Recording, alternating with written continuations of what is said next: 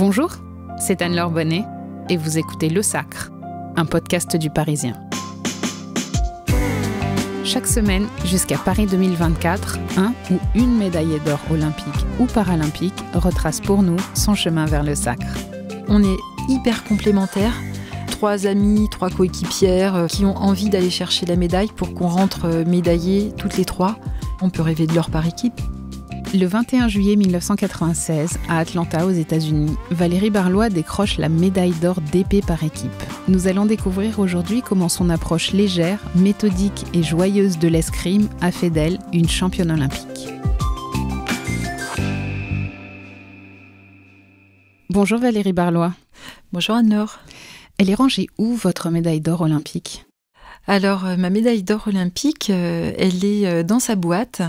Je la ressors au gré de mes envies, parfois des demandes, mais elle est surtout bien cachée au fond d'un placard dans sa boîte, protégée. Justement, vous la regardez souvent ? Pas souvent, non. Je l'ai ressortie pour la partager avec les enfants, avec des amis proches, mais non, elle reste bien cachée. Vous êtes née le 28 mai 1969 à Melun, en région parisienne. Votre papa était soudeur-tuyauteur, votre maman grecque. Était-elle institutrice ? Est-ce que vos parents étaient sportifs ? Papa a pratiqué l'escrime, ceci explique peut-être cela. Et en tout cas, très sportif dans l'esprit. C'est-à-dire que j'aurais jamais pu faire la carrière que j'ai faite sans leur dévotion, sans leur disponibilité. Et c'était vraiment une histoire de famille, puisque en fait, j'ai été licenciée au club de Melun et on s'est retrouvés à une période où ma sœur et moi étions licenciés. Papa ne pratiquait plus et maman était secrétaire du club. Vous étiez tous liés au club. C'est ça. Justement, vous avez 6 ans quand vous débutez l'escrime. Le choix, il est lié à la pratique de votre papa ou vous rêviez d'un autre sport ? J'ai voulu aller m'inscrire, comme beaucoup de petites filles, à un cours de danse classique. Et puis, quand je suis arrivée, en fait, on a estimé que j'avais de trop grands pieds. On m'a pas admise, en fait, à l'école de danse, ce qui était quand même un petit peu surprenant.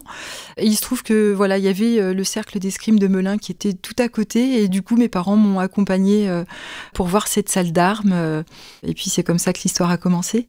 Vous vivez très jeune le traumatisme de perdre votre maman. Vous avez 14 ans. Votre sœur a 1 an et demi de moins que vous. Vous vous retrouvez en charge d'elle, en quelque sorte. Est-ce que le sport et l'escrime deviennent un refuge ? Souvent, je me dis que sans cet épisode, je n'aurais peut-être pas eu cette trajectoire sportive. Commençant ce sport à 6 ans, dans un club très familial, très bienveillant. C'est vrai que ça a été un refuge. Et puis, la vie a fait que ce qui ne tue pas rend plus fort. Donc, j'ai essayé de trouver d'autres ressources. Et puis surtout d'essayer de faire taire aussi quelque chose que j'entendais souvent et qui me faisait de la peine. En fait, c'était pas dit méchamment, mais on parlait de nous, de ma sœur et moi, comme étant un peu des cas sociaux, ce qui est un petit peu difficile. Et on a voulu montrer, je pense, elle et moi, que la vie est belle, malgré tout, et que quand on a 14 ans et 12 ans et demi, on a encore toute la vie devant soi, en fait. Vous faites donc du fleuret pour commencer. Le fleuret, je le rappelle, c'est une arme plutôt légère, elle est plus courte. On ne peut toucher l'adversaire qu'au torse et au dos. Et votre maître d'armes s'appelle Ernest Revenu. Racontez-nous vos débuts avec lui. C'était quelque chose d'incroyable. L'escrime, ça reste un sport, alors comme beaucoup de sports, mais avec déjà une position de garde qui est un petit peu particulière, qui n'est pas naturelle, qui n'est pas innée. Et puis avec beaucoup de fondamentaux à travailler dans une position de garde, encore une fois, qui est quand même pas des plus agréables quand on démarre. Et en fait, c'est les jambes un petit peu écartées. Les jambes un petit peu écartées. Vous avez votre pied d'appel, en l'occurrence, moi je suis droitière, donc c'est mon pied droit qui est devant. Les pieds sont à la perpendiculaire et voilà, on est fléchi sur ses jambes, ce qui nous permet d'avoir des impulsions pour faire des fentes, pour marcher, pour rompre. Cette aisance, on l'acquiert en répétant des gammes et des gammes et des gammes. Et en fait, il avait cette intelligence de nous faire travailler ces gammes sous forme de jacadie. Et donc, jacadie marché, jacadie rompé, jacadie fondez-vous. Et quand on se trompait, hop, on retournait au fond de la salle. Donc, c'était très ludique et c'est important parce qu'en fait, la dimension plaisir, c'est chez moi un moteur très, très important. Les entraînements avec les copains, les déplacements en compétition. Et puis, quand il y a une bonne ambiance, on n'a pas de stress, on est détendu, on a envie de faire bien, on est en confiance et les choses se passent en général bien, on se soutient, on se supporte. C'est tout ça, je pense, qui a impulsé cette envie et cette énergie et qui s'est transformée en résultat pour moi, mais pas que pour moi aussi, en fait, pour les gens du club et ma sœur aussi, qui a été très forte. Les Jeux Olympiques, c'est quelque chose qui vous intéresse, qui vous fascine, qui vous donne envie? Pour un sportif, c'est le Graal. Est-ce que ça me fascine? Est-ce que ça m'intéresse? Ça m'a interrogée au départ, en fait. Alors ça peut paraître peut-être un petit peu surréaliste, mais en fait, j'ai jamais fait de sport pour arriver au JO. Ça n'a jamais été une fin en soi parce que je ne jouais pas ma vie, en fait. J'avais mon équilibre à côté. C'était vraiment du plaisir et l'envie d'aller au bout, en fait. Vous intégrez l'INSEP à 17 ans. Elle représente quoi, cette étape, pour vous? Vous n'y êtes pas très heureuse à l'INSEP? Non, je partais loin de papa, je partais loin de ma sœur. Alors loin, tout est relatif. L'INSEP, c'est dans le bois de Vincennes et moi, j'étais melunaise, donc c'est pas très loin. Et en même temps, je quittais la maison. Et puis surtout, je m'y suis pas retrouvée parce que comme j'avais pas fait du sport, en fait, une cible, un objectif, je me retrouvais dans un environnement alors qui était extraordinaire. On pouvait aller faire les footings dans le bois de Vincennes, on avait des installations exceptionnelles pour s'entraîner. Mais en fait, on faisait ça tout le temps, toute la journée. Alors, on avait nos cours, mais j'avais un peu le sentiment de tourner en boucle. Et du coup, ça m'a généré beaucoup de stress. On se pesait régulièrement. Donc, moi, j'ai frôlé l'anorexie, en fait. Dès que vous preniez 500 grammes, on vous envoyait courir. Enfin, c'est un petit peu dur. Donc... Et j'y ai passé de très bons moments. Il y avait un bon groupe, j'y ai lié des amitiés importantes, j'y ai rencontré mon mari, j'y ai de bons souvenirs, mais c'est pas la structure qui me convenait, en tout cas pour m'épanouir dans la pratique de mon sport. Vous vous sentez tellement à l'étroit à l'INSEP qu'un jour, vous décidez de prendre un break et d'aller skier une semaine. Je vous laisse raconter ces vacances. Je n'aimais pas l'ambiance, en fait, au sein de l'équipe de France, qui vraiment me pesait beaucoup. Et donc, je suis arrivée un lundi matin, en fait, après avoir réfléchi un week-end. J'ai annoncé à mon entraîneur que je souhaitais faire un break, que je réfléchissais, je me posais beaucoup de questions sur l'après. Et donc, je lui ai dit que je partais au ski une semaine. Donc là, j'ai eu il a frôlé l'infarctus, il m'a dit mais non, c'est pas du tout possible, tu ne peux pas pratiquer le ski, partir comme ça. Je dis si, en fait j'en ai besoin, puis j'en ai tellement besoin que j'ai réservé mes billets, donc je pars. Il m'a dit mais non, c'est pas possible, tu vas te blesser. Je dis mais non, fais-moi confiance, les choses vont bien se passer. Mais je ne le savais pas, mais j'avais une mononucléose et en fait première descente de ski, je me suis sectionné les croisés antérieurs de mon genou droit, donc je suis rentrée assez vite et il m'a vu la semaine d'après arriver avec mes béquilles, mais ça a été un break salvateur, en fait. J'ai dû me faire opérer, je suis partie en rééducation et ça m'a permis de réfléchir profondément à l'après. Et l'après, c'est un changement de club et un changement d'arme. Oui. Quand je suis revenue, en fait, de cet épisode, en fait, j'ai annoncé à mon entraîneur que j'arrêtais. Et donc, lui m'a dit que c'était pas possible, en fait. Il m'a dit, tu peux pas arrêter comme ça, tu as un talent. Ok, pour que tu arrêtes le fleuret. Par contre, l'épée féminine démarrait. Il m'a dit, écoute, essaye, passe à l'épée. Tu vas peut-être t'épanouir davantage, à trouver plus de plaisir dans la pratique de cette arme, dans le groupe, dans le collectif. Et donc, je l'ai écouté et j'ai rejoint le club de Saint-Gratien. On est en 1991, vous avez 22 ans. En quoi l'épée est-elle différente du fleuret ? Déjà, l'arme en elle-même n'est pas la même. Et puis surtout, les conventions et les surfaces valables ne sont pas les mêmes. Donc, à l'épée, on peut toucher de la tête aux pieds, avec tout ce que ça peut tirer de difficultés quand on change d'arme, parce que... on a des habitudes. On a des habitudes. J'ai quand même gardé, évidemment, après plus de 10 années de pratique de fleuret, des réflexes qui m'étaient propres, acquis de mes années fleuret et que je ne regrette pas et qui m'ont beaucoup servi dans la pratique de l'épée. Vous participez au championnat du monde d'escrime qui se déroule du 13 au 23 juin 1991 à Budapest, en Hongrie. Et vous décrochez la médaille d'argent par équipe avec Marlène Otterville, Brigitte Benon, Valérie Deveau et Florence Topin. Une médaille mondiale, est-ce que ça fait naître des rêves nouveaux ? Alors oui, ça fait naître des rêves nouveaux et c'était un petit peu particulier en fait. À l'époque, la France n'était pas forcément bien positionnée à l'échelle mondiale, en tout cas à l'épée féminine. Brigitte Benon, que vous avez citée, était quand même précurseur et puis un des grands noms français de l'épée féminine. Mais globalement, la France, on démarrait cette arme à peine, là où d'autres pays, et c'est notamment le cas de la Hongrie, en fait, pratiquaient cette arme depuis bien plus longtemps que nous. Et donc, les Hongroises étaient extrêmement fortes. Et quand on s'est retrouvés en fait en finale de ces championnats du monde, je pense qu'on a complètement lâché prise en fait, en se disant déjà la finale. On est en finale en fait, on était assuré d'avoir une médaille d'argent, ce qui est pas bon du tout en termes de préparation mentale, pour essayer d'aller chercher l'or. Ça a été la décompression et on a perdu cette finale d'une façon, je crois, assez marquée, mais on était tellement contente de revenir avec une médaille d'argent et puis de montrer aux autres aussi, puisque les garçons étaient là, que on arrivait nous aussi à faire notre place sur la scène internationale. Donc oui, c'était une étape importante.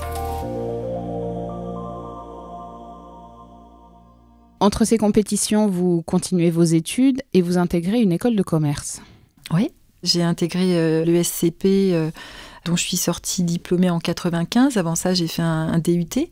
Sortant de l'INSEP, en fait, je me suis entraînée en club avec des horaires qui étaient tout à fait compatibles avec mes cours et avec mes entraînements. J'ai eu la chance quand même de pratiquer un sport qui peut se limiter à un seul entraînement par jour, parfois 2, mais ça peut être 1 aussi. Et donc, j'allais m'entraîner en fin d'après-midi ou le soir en fonction de mes cours, le week-end pour tout ce qui est préparation physique, en semaine aussi. Et oui, ça s'est très bien géré. Je faisais juste pas les soirées étudiantes du jeudi, en fait, qu'on a classiquement en école de commerce. Ça, c'était pas pour moi. Je les ai pas faites, à part peut-être une. En 1992, vous avez 23 ans et vous êtes championne de France par équipe. Quel souvenir est-ce que vous gardez de ces championnats ? Racontez-nous ces championnats. Ça a été une belle victoire. C'était une fierté collective. C'était un collectif. En fait, il y avait vraiment un esprit d'équipe très fort. Beaucoup de solidarité, de soutien. Il y avait une forme d'émulation qu'on avait déjà à l'entraînement, qu'on retrouvait en compétition. Et puis, on se connaît tous, en fait. J'ai commencé ce sport à 6 ans et j'avais encore en équipe de France des gens que je connais depuis l'âge de 6 ans et que je vois assez régulièrement. Donc, c'était vraiment une bonne ambiance. En 1993, vous faites le doublé, si je puis dire, puisque vous devenez également championne de France en individuel en battant Laura Flessel. Oui, on était d'un niveau à faire des podiums l'une l'autre. Un coup, elle gagne, un coup, je gagne. C'était une adversaire comme d'autres adversaires. Un petit peu plus difficile pour moi, puisque gauchère. Il n'y a pas tant de ça de gaucher, donc c'est en termes de symétrie, ça change un petit peu quand on a l'habitude de s'entraîner avec un maître d'armes qui vous donne la leçon à droite et avec des partenaires d'entraînement qui sont majoritairement des droitiers. Ça change quand même un petit peu les choses. Et puis Laura avait une deuxième spécificité pour moi, alors là qui était pour une ancienne fleurettiste que j'étais assez nouveau, c'est qu'elle tirait avec ce qu'on appelle une poignée droite au bout, là où moi j'avais une poignée orthopédique, qui est plutôt le style de poignée qu'on a quand on pratique le fleuret. Donc il faut encore réajuster et apprendre à réajuster sa distance, mais c'était peut-être l'annonce, sans le savoir avant, de ce qui allait être une finale olympique quelques années plus tard. Parallèlement à vos entraînements, vous entrez donc dans la vie active. L'entreprise se révèle également être un soutien inconditionnel de la pratique de votre sport. Oui, je leur dois tellement. En fait, j'ai rencontré le DRH de Bouygues Construction, François Jacquel, donc DRH du groupe Bouygues Construction. C'est quelqu'un que j'ai rencontré à l'époque. On fumait encore en entreprise. Lui m'a reçu en fumant ses gauloises sans filtre dans son bureau. Sympa pour la sportive en face. Fou de sport. J'ai rarement vu des gens aussi cultivés, aussi passionnés de sport. On s'est rencontrés, on ne s'est plus et on ne s'est pas quittés. C'est quelqu'un qui a vraiment marqué ma vie. Et il a su vraiment... en interne dans cette entreprise, en fait, mettre toutes les conditions de la réussite, de la confiance, pour que je me sente portée et que je me consacre vraiment pleinement à mon activité sportive quand j'étais pas au bureau, en fait. À quel moment les Jeux d'Atlanta de 1996 deviennent-ils un objectif ? En fait, je m'entraîne, je sors de l'école en 95. Je savais que j'étais embauchée chez Bouygues, donc j'ai mon contrat qui démarre le 1er juillet 95. Et les JO étaient en 96. Ça devenait à la fois une réalité, puisque jusqu'alors, l'épée féminine n'était pas olympique. Donc c'était une première. Et il se trouve qu'en parallèle, en fait, avec quelques coéquipières de l'équipe de France, on a quand même réussi à occuper la scène mondiale avec des classements qui étaient très bons. C'était pas tant un objectif, ça devenait la suite logique en fait d'un parcours. La suite d'après, l'étape d'après, c'était les JO en fait. Notamment la suite logique des championnats du monde de 1995 qui ont lieu à La Haye, aux Pays-Bas, du 18 au 23 juillet. À un an des Jeux Olympiques, vous remportez une médaille importante ? Oui, c'était une belle aventure collective, ça met en confiance. On avait un entraîneur national avec un tempérament incroyable. Michel Salès, il a eu un talent incroyable d'arriver à faire cohabiter des égos. Parce que quand on pratique un sport à haut niveau, il y a quand même de l'ego, il faut faire avec. Il a eu ce talent, en fait, à la fois d'être très dur dans ce qu'il attendait de nous et en même temps de savoir nous faire sentir importantes à des moments clés de rencontre, par exemple, par équipe. Et c'est quelqu'un qui a compté pour beaucoup dans la capacité à nous mener au plus haut niveau. La France s'incline d'une touche face à la Hongrie en finale. Encore la Hongrie. Encore la Hongrie, ouais. Encore la Hongrie. Une équipe ultra forte qui dominait vraiment la scène mondiale parce que beaucoup de pratiques, beaucoup d'années derrière, donc une maturité de pratique de l'arme plus importante. Et puis à faire des tournois de Coupe du Monde, on a appris aussi à repérer, à comprendre et puis à apprendre de nos erreurs, de nos échecs.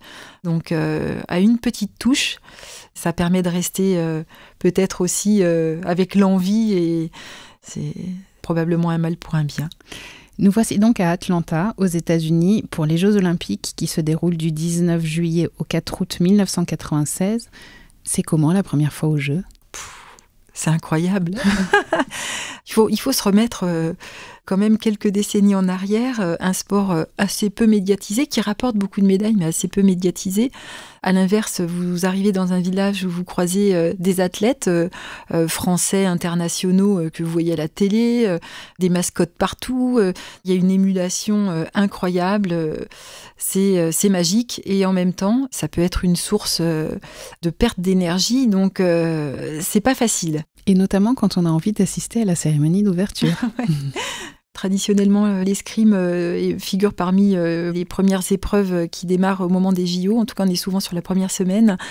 Et donc, nous avions notre épreuve individuelle de mémoire, peut-être le surlendemain de la cérémonie d'ouverture. Et donc, je crois que je me rappellerai toujours cette réunion avec notre coach qui nous réunit dans une salle du staff médical. On était toutes assises, lui était devant nous et puis nous annonçant qu'en fait, on ne pourrait pas participer à la cérémonie d'ouverture parce que c'est beaucoup de piétinement, c'est long, on rentre tard dans la nuit, et que l'avant-veille, c'est une nuit importante.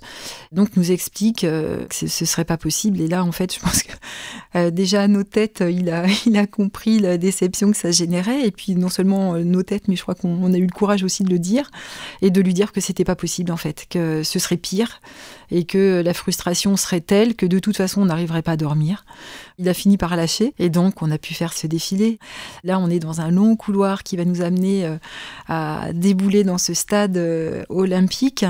Et en fait, on avait toutes les caméras devant nous et donc on arrive en courant. En fait, on est joyeuse. On est joyeuse, on est sur un nuage. Je crois qu'on est quasiment plus lucide en fait. Il y a un stade qui est plein, il y a une énergie, oui, c'est un moment incroyable. Puis ça y est, on y est quoi, on y est. Nous y sommes donc le dimanche 21 juillet 1996. C'est l'épreuve de l'épée aux Jeux Olympiques. Cette journée-là, vous l'abordez comment ? Hyper sereine, aucun stress, limite une décontraction qui aurait pu sembler anormale. Notre coach qui venait nous voir et puis qui était bien plus stressé que nous ne l'étions, en tout cas que moi je ne l'étais. toute l'année qui a précédé, en fait, je sais plus si j'étais numéro 1 ou numéro 2 mondial, mais avec Laura, on est numéro 1, numéro 2. Donc, on a fait tous les podiums. Je me suis préparée sérieusement. Je suis soutenue par mon entreprise. Je ne joue pas ma vie, ça je le dis, parce que c'est vraiment, pour moi, ça a été vraiment un moteur important. Donc, quasiment pas de pression, en fait, sur juste l'envie de savourer ce moment, avec le sentiment d'être sur un nuage toute la journée. Dès les 16e de finale, où vous affrontez la Suissesse Diana Bürki.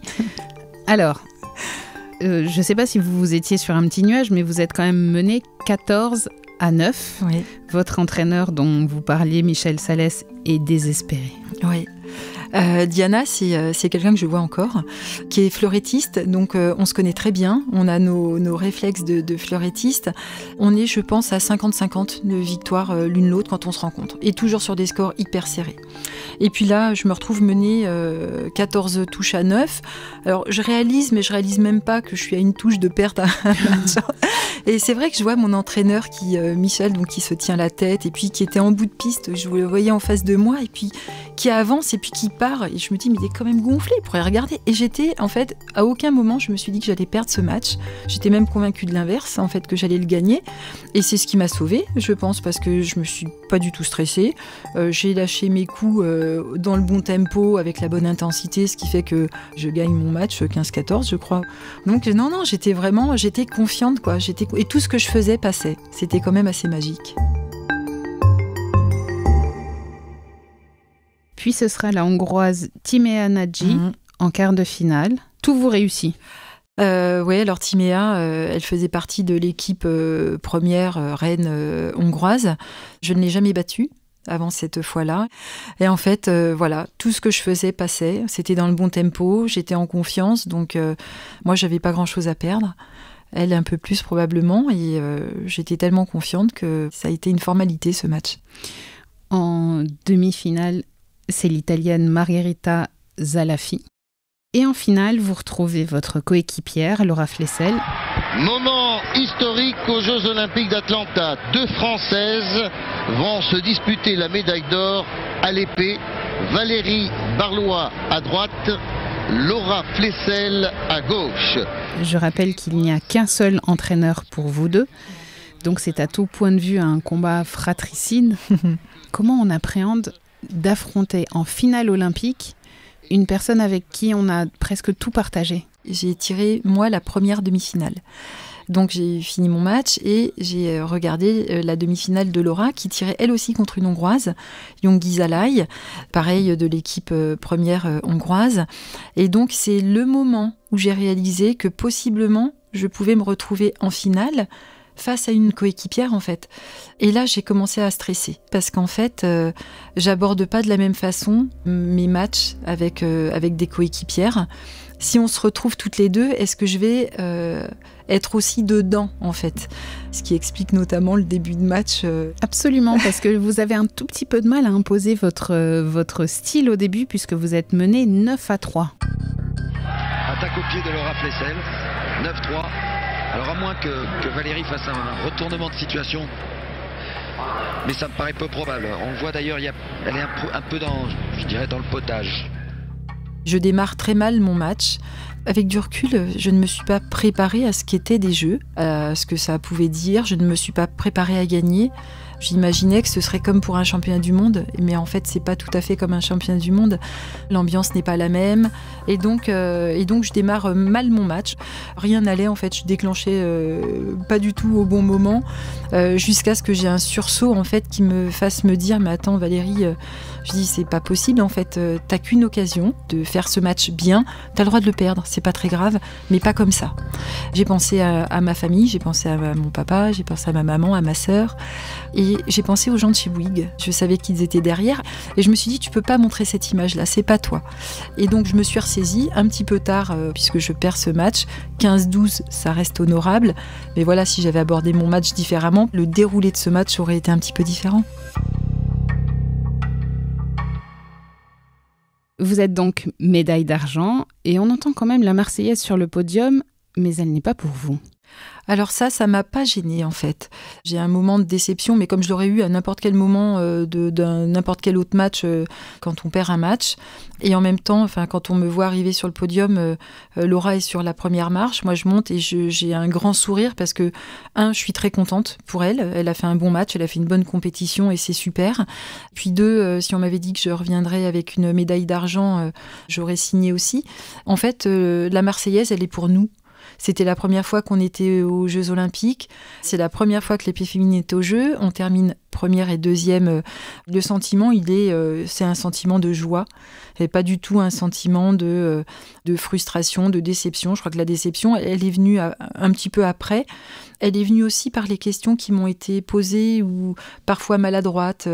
Votre médaille d'argent, c'est quand même la pire médaille qui soit. Alors, je comprends ce qu'il y a derrière. C'est la seule médaille, effectivement, qu'on obtient en perdant, en restant sur une défaite. Médaille d'or, vous gagnez. Médaille de bronze, vous gagnez un combat pour la 3e, 4e place. Médaille d'argent, on reste sur une défaite. Ok. Mais voilà, c'est que du plaisir quand même.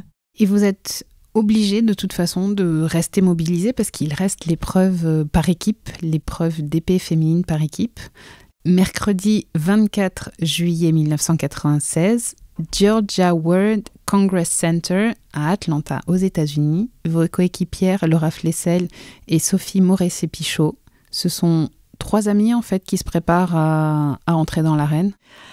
Ouais, ce sont alors 3 amies, 3 coéquipières, voilà, c'est un peu tout ça. Ce sont surtout 3 personnes qui ont envie d'aller chercher la médaille pour qu'on rentre médaillées toutes les 3. C'est très beau parce que vous êtes toutes les 2 médaillées, Laura Flessel et vous, en individuel, ce qui n'est pas le cas de Sophie Moret-Sépichaud. Oui, et vraiment, il y a eu cette envie de se dire, voilà, on rentre toutes avec une médaille. Et c'est ce qui nous a motivés. Et quand on regarde nos matchs et puis tout ce qui se dégage de notre équipe, je crois qu'il n'y a pas eu beaucoup de périodes de doute pendant cette compétition. Il y a eu beaucoup d'envie, beaucoup de joie, beaucoup de sauts, beaucoup de cris. Et en plus, là, pour le coup, on y a cru. C'est-à-dire que 1 et 2, à l'individuel, on peut rêver de l'or par équipe. La compétition commence face aux Cubaines. En quart de finale, vous vous imposez 45-35, puis viennent les Russes en demi, 45-39. Je vous laisse nous raconter la finale face aux Italiennes. On était toutes déjà plutôt heureuses d'avoir l'équipe d'Italie en finale. Et donc on était quand même à la fois sereines et mobilisées, engagées. Nos jeux à chacune très différents. Donc Laura gauchère, Sophie aussi gauchère, moi droitière. Sophie et Laura donc poignée droite au bout, moi poignée crosse. On est hyper complémentaires. Donc tout le talent de Michel Salès, notre entraîneur à ce moment-là, a été d'adapter, et il l'a fait tout au long de la journée, en fait de changer nos positions sur la feuille de match, de sorte qu'on creuse l'écart et qui nous permettent de gérer derrière assez sereinement la fin de match. Et c'est Laura de mémoire qui fait le dernier match. C'est fini, regardez là. Laura Flessel qui se jette dans les bras de ses 2 coéquipières. Quelle image de bonheur! On savait que ça allait marcher en fait. On l'a senti très tôt dans la rencontre. Elle représente quoi, cette médaille olympique? Vous pensez à qui? Vous pensez à quoi sur le podium?